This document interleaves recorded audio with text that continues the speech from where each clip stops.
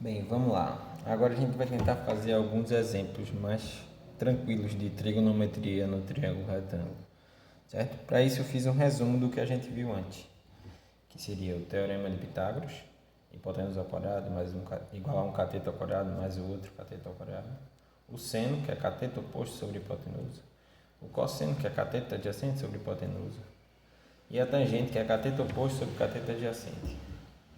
Além disso, a gente tem os ângulos que a gente chama de ângulos notáveis, que são 30, 45 e 60, com seu seno, seu cosseno e sua tangente. A partir daí, principalmente nos exercícios simples, vai ser mais uma tomada de decisão de qual desses quatro usar, certo? O teorema de Pitágoras, seno, cosseno ou tangente. Então, ter esse resumo na mão ou na mente, na cabeça, é sempre importante, certo? Vamos lá então. O primeiro exemplo seria assim: a gente tem um triângulo retângulo e tem dois lados aqui, um a gente não sabe, o outro a gente sabe. A primeira tentativa, na minha visão, é sempre fazer teorema de Pitágoras, certo? Mas você só consegue fazer teorema de Pitágoras se você tiver informação sobre dois lados, ou esses dois, ou esses dois, ou esses dois. Tem os valores dele. No caso aqui, a gente só tem o valor da medida de um dos lados, que é 40. Ou seja, não dá para usar o teorema de Pitágoras. Então a gente vai ter que partir para seno, cosseno ou tangente. E a gente vai ter que decidir qual deles usar. Então a primeira coisa que a gente vai fazer é botar aqui 60 graus e dizer quem é o cateto oposto, quem é o cateto adjacente e quem é a hipotenusa. O cateto oposto é o que está na frente dele, certo? O lado da frente e que também é colado em 90 graus, que não tem nada sobre ele. O cateto adjacente é o cateto que está perto dele, no caso está colado em 90 graus e está perto de 60, que é x. E a hipotenusa é o lado que está sempre na frente dos 90 graus, nesse caso 40. Então a gente agora vai decidir qual dos três usar. E vai olhar que tem cateto adjacente e hipotenusa. Se é cateto adjacente e hipotenusa, a gente tem que usar o cosseno. Então vai ser o cosseno de 60 graus, que é igual ao cateto adjacente sobre a hipotenusa, certo?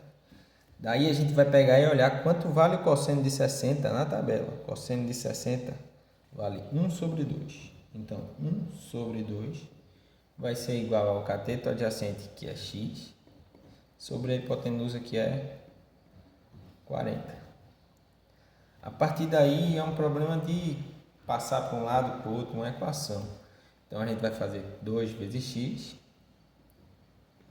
é igual a 40 vezes 1, que é 40.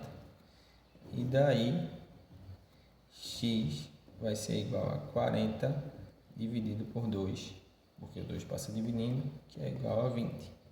E a gente descobre o nosso x, certo? A mesma coisa vai acontecer nesse problema 2 aqui, certo? A gente tem um triângulo que é retângulo e só sabe a informação de um dos lados. Ou seja, a gente tem que partir para seno, cosseno ou tangente, certo? E aí o que a gente vai fazer é colocar os 60 graus, que é mais uma vez o nosso ângulo, ver quem é o cateto oposto, quem é o cateto adjacente e quem é a hipotenusa.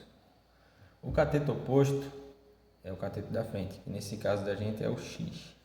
E o cateto adjacente é o cateto que está colado no 90 e está próximo de 60, que no nosso caso é 8. A hipotenusa, nós não temos a informação sobre ela. Ela nem é uma letra, nem tem a medida dela. Ou seja, a gente tem que olhar qual vai usar. Cateto oposto e cateto adjacente, a gente vai usar a tangente. Então vai ser a tangente de 60 graus é igual a cateto oposto sobre cateto adjacente, certo? Aí a gente vai vir aqui e olhar qual é a tangente de 60 graus. A tangente de 60 graus é raiz de 3. Então, raiz de 3 é igual ao cateto oposto, que é x, sobre o cateto adjacente, que é 8. E aqui, como se tivesse 1, x vezes 1 é x, e 8 vezes raiz de 3. X vale 8 raiz de 3. As respostas podem ficar assim com raiz, não tem problema, certo? E aí, vamos passar para uma terceira opção.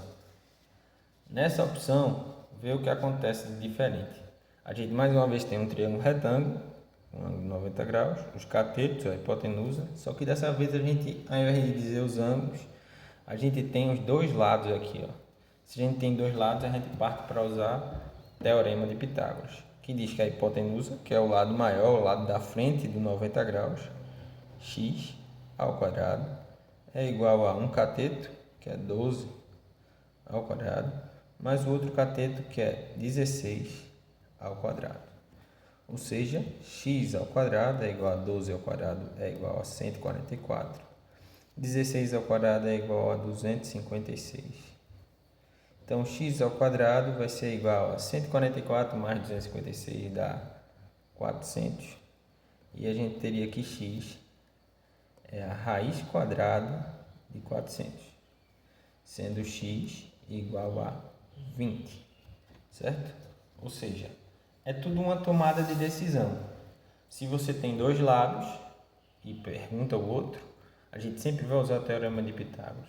Se você tem um ângulo em um lado, você vai decidir se vai usar seno, cosseno ou tangente. No exercício da aula anterior, a gente usou seno, dessa vez a gente usou cosseno, e nesse daqui a gente usou tangente. Ou seja, podia ser qualquer um dos três. O problema todo está na organização.